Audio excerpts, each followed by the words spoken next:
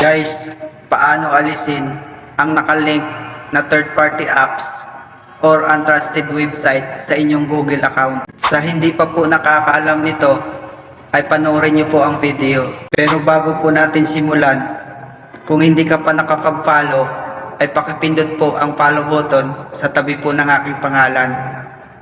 Okay na po ba? Umpisahan na po natin.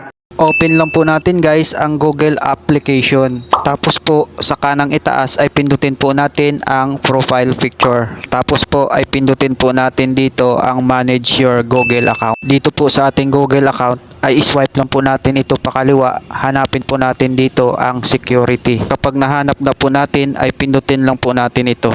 Pagkatapos po ay mag-scroll down lang po tayo. Hanapin po natin dito ang your connection to third-party apps and services. Pindutin lang po natin ang see all connection para makita po natin ang mga nakalink sa ating Google account na mga third-party apps or untrusted website. Kung may nakikita kayo dyan na hindi kaaya-aya sa tingin ninyo na mga untrusted website or third-party apps, kung gusto nyong i-remove ay pindutin nyo lang po ito. Halimbawa po ito yung TikTok, pindutin po natin. Pagkatapos po ay pindutin lang po natin itong see details. Pagkatapos po ay pindutin nyo lang po ang remove access. Kapag third party apps naman po ang inyong i-remove, pindutin nyo lang po ang delete all connection. Kung may natutunan naman po kayo ay paki-share po ang video at paki-follow po ako para in the next video po ay updated po tayo.